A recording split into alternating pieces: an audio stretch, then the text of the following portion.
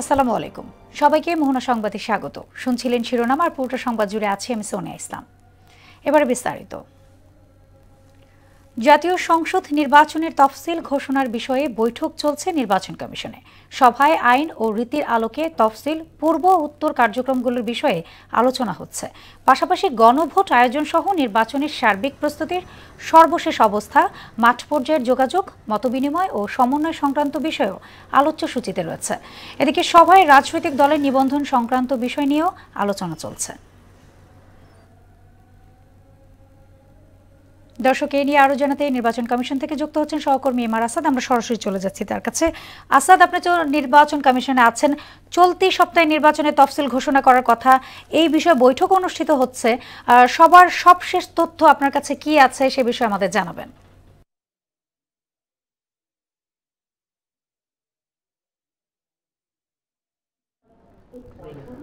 সোনিয়া, আসলে আপনি যে বিষয়টি জানালেন যে চলতি সপ্তাহেই ত্রয়োদশ জাতীয় সংসদ নির্বাচনের তফসিল ঘোষণার কথা, আসলে এখন পর্যন্ত নির্বাচন কমিশনের পক্ষ থেকে এমন কোনো নির্দিষ্ট তারিখ আসলে বলা হয়নি। বলা হয়েছে ডিসেম্বরের দ্বিতীয় সপ্তাহে ত্রয়োদশ জাতীয় সংসদ নির্বাচনের তফসিল ঘোষণা হতে পারে এবং সেটার সম্ভাবনাই সবচেয়ে বেশি।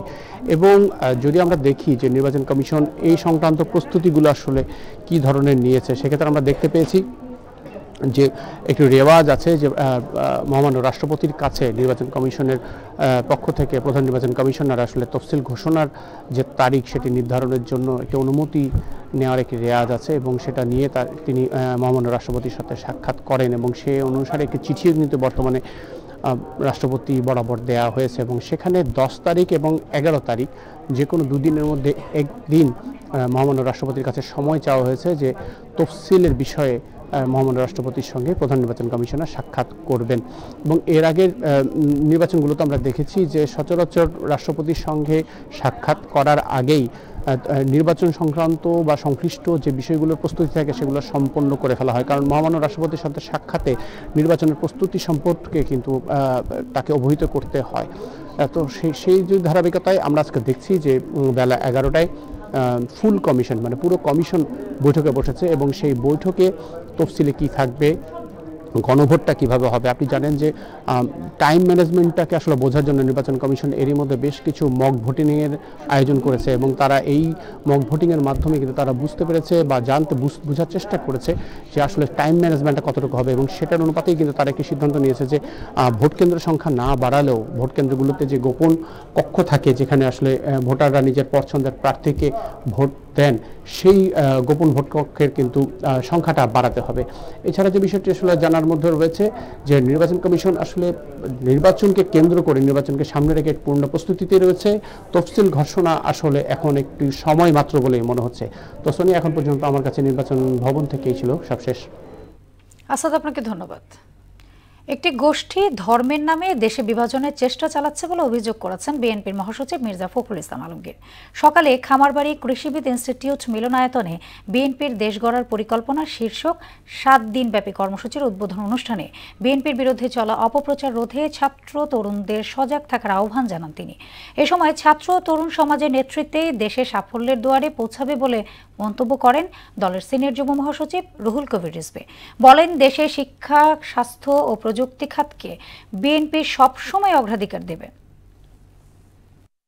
আমাদের দলের নেতৃবৃন্দ, আমাদের ভারপ্রাপ্ত চেয়ারম্যান, তিনি নানাভাবে কথাগুলি বলেছেন, জাতির সামনে উপস্থাপন করেছেন যে বিএনপি ক্ষমতায় আসলে কি কি কাজ করবে যেটি জনগণের কল্যাণে কাজে লাগবে এবং বাংলাদেশ একটি আধুনিক রাষ্ট্র হিসেবে গড়ে উঠবে। শিক্ষা ব্যবস্থা পুনর্বাসে সেটা উপযোগী থাকছে না, বিচার ব্যবস্থা উপযোগী থাকছে না,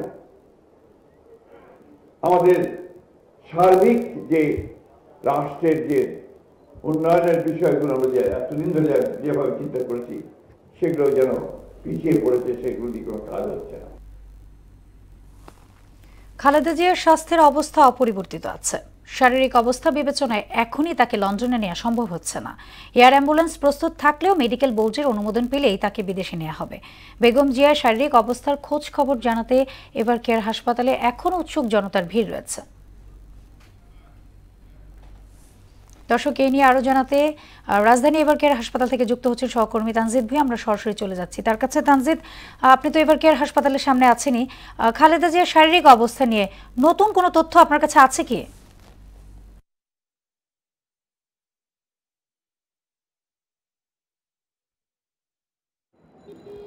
জি সোনিয়া, ধন্যবাদ। আপনি জানেন যে আমি এখন আছি এভারকেয়ার হাসপাতালের সামনে। এখানে কিন্তু বিএনপি চেয়ারপারসন বেগম খালেদা জিয়া গত 15 দিন যাবত এই হাসপাতালে ভর্তি রয়েছেন। তার মধ্যে 11 দিন তিনি কিন্তু এই সিসিইউতে নিবিড় পর্যবেক্ষণে রয়েছেন, ডাক্তারদের পর্যবেক্ষণে রয়েছেন। চীন এবং যে যুক্তরাজ্যের বিশেষজ্ঞ দল রয়েছে ওনাদের তত্ত্বাবধানে কিন্তু এই বিএনপি চেয়ারপারসন বেগম খালেদা জিয়ার শারীরিক অবস্থার পর্যবেক্ষণ করা হচ্ছে এবং ওনার যে মেডিকেল বোর্ড রয়েছে সবাই মিলে কিন্তু ওনার স্বাস্থ্যের পর্যবেক্ষণে রয়েছেন। একটু বিষয় জানিয়ে রাখি যে বিএনপি চেয়ারপারসন বেগম খালেদা জিয়ার পুত্রবধূ এবং তারেক রহমানের সহধর্মিণী তিনি কিন্তু গত শুক্রবার এসেছিলেন এই হাসপাতালে এবং ওনাদের সব কিছু এখন পর্যন্ত যেটি বলা হচ্ছে যে বিএনপি চেয়ারপারসন বেগম খালেদা জিয়ার শারীরিক অবস্থার তেমন কোনো উন্নতি না হওয়ার ফলেই কিন্তু ওনাকে যুক্তরাজ্যে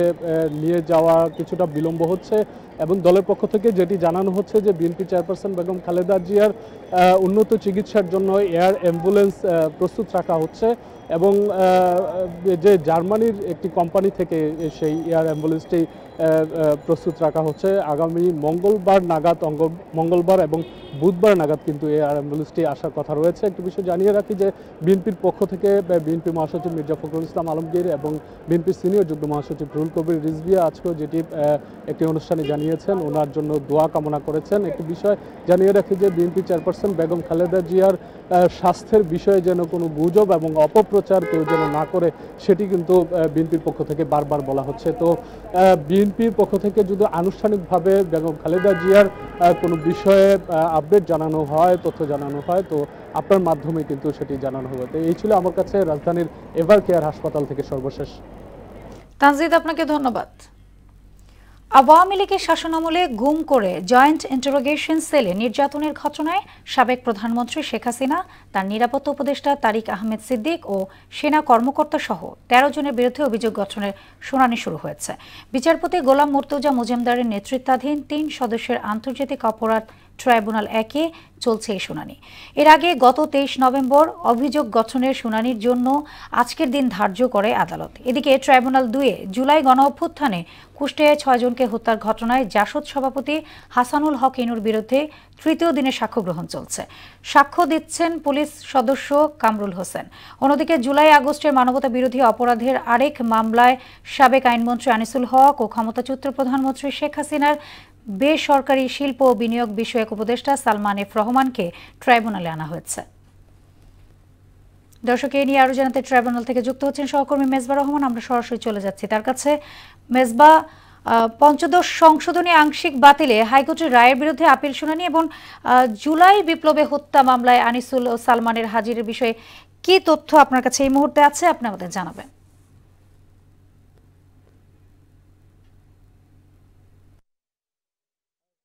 আপনি শুরুতেই বলছিলেন পঞ্চদশ সংশোধনের বিষয়ে, অর্থাৎ তত্ত্বাবধায়ক সরকার ব্যবস্থা বাতিল সহ যে বাকি বিষয়গুলো ছিল সেই বিষয়ে আনুষ্ঠানিক অভিযোগ গঠনের শুনানি সে আপিল সেটি কিন্তু শুরু হয়েছে সকাল 9টার ঠিক পরেই। প্রধান বিচারপতি ডক্টর সৈয়দ রেফাত আহমেদ নেতৃত্বাধীন সেটি এখনও হাইকোর্টে চলমান রয়েছে এবং যতটুকু আমাদের এখানে তথ্য রয়েছে এই মুহূর্তে সেটা শুনানি করছেন ডক্টর শরীফ ভুঁইয়া সুজনের পক্ষ থেকে।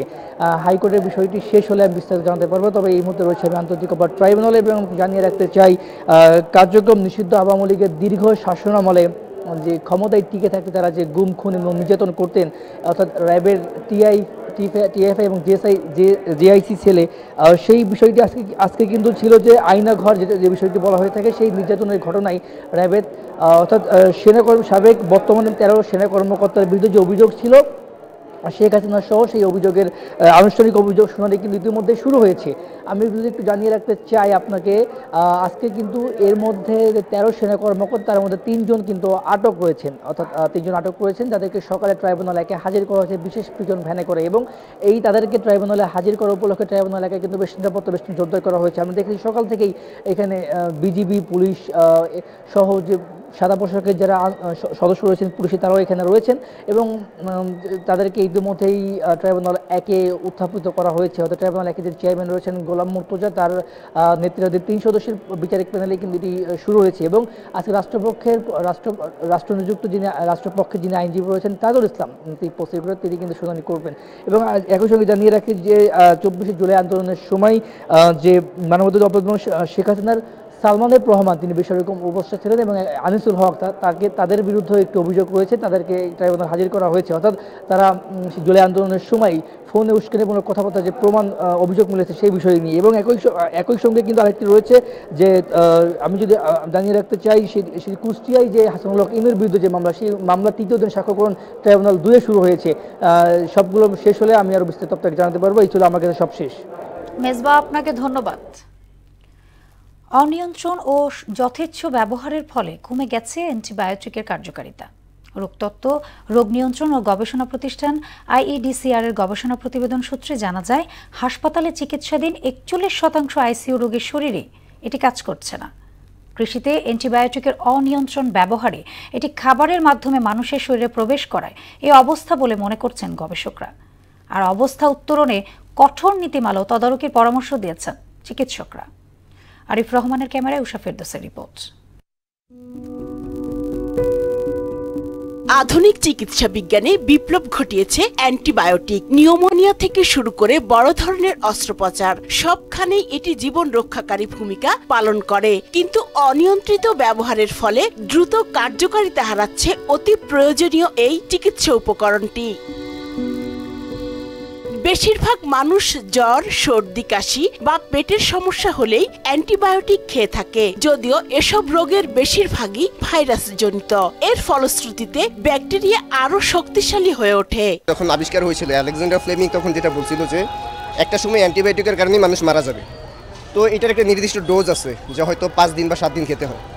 কিন্তু দেখা যায় যখন অসুখ হয় তখন আসলে অ্যান্টিবায়োটিক আমরা নিজেদের ইচ্ছা মতো এখন নিয়ে নিচ্ছি। ডাক্তারের প্রেসক্রিপশন ছাড়া যদি কেউ যদি এটা ব্যবহার করে, আমি মনে করি এটা ব্যবহার করা উচিত না। অনেক ওষুধ খাওয়ার পরে তো অনেক রোগ ভালো হয় না। মানবদেহে অ্যান্টিবায়োটিকের কার্যকারিতা একদিনেই নষ্ট হয় না। অকারণে এটি সেবন, অতিরিক্ত সেবন এবং অনিয়মিত সেবনের ফলে ধীরে ধীরে এটি কার্যক্ষমতা হারায়। অনেকে চায় আমার ভাই ডাক্তার, আমার চাচা ডাক্তার, আপনি দিবেন না কেন? আইসিইউ এমন একটা জায়গা, ওখানে অ্যান্টিবায়োটিক ছাড়া তো চলে না, ওখানে শুধু অ্যান্টিবায়োটিক চলে। ডাক্তাররা কেন অ্যান্টিবায়োটিক, যে কোনো কারণে অ্যান্টিবায়োটিক দেয় কিনা সেটা আপনি হয়তো কোনো প্রেসক্রিপশন ধরে আপনি এটা দেখতে পারেন। সরকারি একটি তথ্য বলছে, নিবিড় পর্যবেক্ষণ কেন্দ্র আইসিইউতে চিকিৎসাধীন রোগীদের 41% ক্ষেত্রেই কোনো অ্যান্টিবায়োটিক কাজ করছে না। আর আইসিইউ যে রোগীগুলো সেগুলো হচ্ছে মরণাপন্ন সব পেশেন্ট, তার শরীরে রোগ প্রতিরোধ ক্ষমতা নেই বললেই চলে। সো ওইখানে মাল্টিপল অ্যান্টিবায়োটিক্স একই সাথে একই রোগীর শরীরে ব্যবহার করা হয়, যার কারণে এখানে রেজিস্ট্যান্সটা সবচেয়ে বেশি। আর আইসিইউ বাদে যেখানেই যান আপনি সেখানে কম বেশি রেজিস্ট্যান্স আছে। কৃষি ও খাদ্যপণ্যে এর অনিয়ন্ত্রিত ব্যবহারও কার্যকারিতা কমে যাওয়ার অন্যতম কারণ বলেও জানান তিনি। আমাদের দেশে যে বিভিন্ন খাত আছে, বেশি কৃষি খাত, বিভিন্ন যে প্রাণী শিল্প খাত, এসব ক্ষেত্রেও অ্যান্টিবায়োটিক ব্যবহার করা হচ্ছে, যার কারণে আলটিমেটলি তো এগুলোর মাধ্যমে আমাদের শরীরে অ্যান্টিবায়োটিক যাচ্ছে। এটা হলো সবচেয়ে বড় কারণ। এখন কারেন্ট কনটেক্সটে বলতে পারেন আমাদের দেশে অ্যান্টিবায়োটিক রেজিস্ট্যান্ট হওয়ার বড় কারণ হচ্ছে এটা। অ্যান্টিবায়োটিকের কার্যকারিতা ধরে রাখতে রেজিস্টার্ড চিকিৎসকের পরামর্শ ছাড়া এটি গ্রহণ না করার পরামর্শ চিকিৎসকদের। উষা ফেরদৌস, মোহনা সংবাদ, ঢাকা। যত্রতত্র গড়ে ওঠা 200-এরও বেশি অবৈধ ইট ভাটায় সয়লাব কুষ্টিয়ার বিভিন্ন উপজেলা। এতে পরিবেশ দূষণ সহ বিষাক্ত কালো ধোঁয়ায় নষ্ট হচ্ছে কৃষিজমির উর্বরতা, ধ্বংস হচ্ছে সবুজায়ন, পাশাপাশি শ্বাসকষ্টজনিত নানা রোগে আক্রান্ত হচ্ছেন সমবয়সী মানুষ। অবৈধ ভাটা বন্ধে অভিযান চলমান আছে জানালেন স্থানীয় প্রশাসন। বিরন খন্দকারের প্রতিবেদন জানাচ্ছেন সিফাত রহমান জেসে।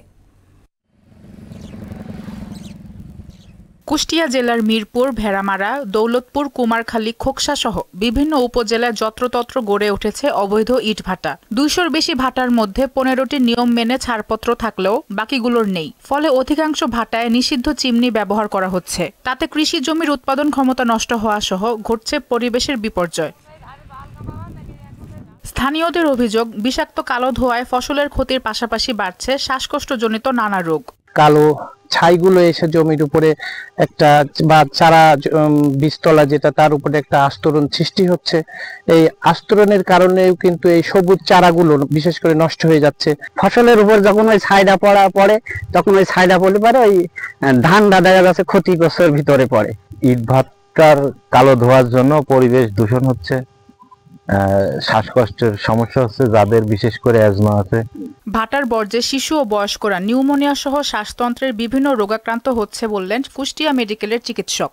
শিশুদের নিউমোনিয়া হচ্ছে, তো এটা তো আমরা সবাই বুঝি যে ধুলা থেকে নিউমোনিয়া হয়, কিন্তু সবচেয়ে বর্তমানে যে ঝামেলাটা আমরা করেছি যে বাচ্চাদের রেনাল ফেলার হচ্ছে, অ্যাকিউট রেনাল ফেলার হচ্ছে, এবং এটা গত কয়েক মাসে আমরা এটা খুব খেয়াল করছি।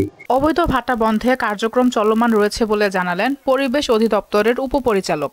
আমাদের মূল লক্ষ্য হবে যে কুষ্টিয়া জেলায় কোনো ব্যারেল চিমনি থাকবে না, কোনো ভাটায় কাঠ পুড়বে না এবং অবৈধ কোনো ভাটা আমরা চলতে দেব না। এটা আমাদের যে কার্যক্রম আমরা চলমান রেখেছি এটা অব্যাহত থাকবে এবং পরবর্তীতে আমরা যে ভাটাগুলো আছে ব্যারেল চিমনি তার বিরুদ্ধে ব্যবস্থা গ্রহণ করব। অবৈধ ইট ভাটা বন্ধে প্রশাসন দ্রুত পদক্ষেপ নেবে এমন প্রত্যাশা স্থানীয়দের। সিফাত রহমান, জেসি, মোহনা সংবাদ। পঞ্চগড়ে বাড়ছে শীতের তীব্রতা। আজ সকাল ৬টায় চলতি শীত মৌসুমের সর্বনিম্ন তাপমাত্রা ১১.১ ডিগ্রি সেলসিয়াস রেকর্ড করেছে তেঁতুলিয়া আবহাওয়া অফিস। দিন যত ঘনিয়ে আসছে মৃদু শৈত্য প্রবাহের ঘরে অবস্থান করছে তাপমাত্রা। সামনে অপেক্ষা করছে কনকনে শীত। তাপমাত্রা ১০ ডিগ্রির নিচে নামতে পারে বলে পূর্বাভাস দিয়েছে আবহাওয়া অধিদপ্তর। শেষ করবে মোহনা সংবাদ, যাবার আগে শিরোনামগুলো আরও একবার।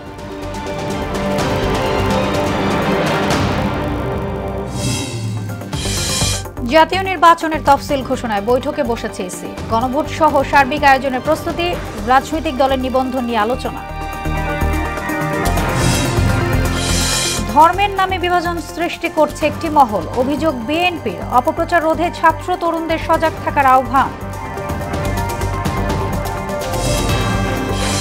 গুমের ঘটনায় শেখ হাসিনা সহ ১৩ জনের বিরুদ্ধে অভিযোগ গঠনের শুনানি শুরু। জুলাই হত্যাযজ্ঞে আনিসুল সালমানের মামলায় সাক্ষ্য। এবং ৪১% রোগীর শরীরে কাজ করছে না অ্যান্টিবায়োটিক। অনিয়ন্ত্রিত ব্যবহার, নীতিমালা প্রণয়ন ও তদারকির পরামর্শ চিকিৎসকদের।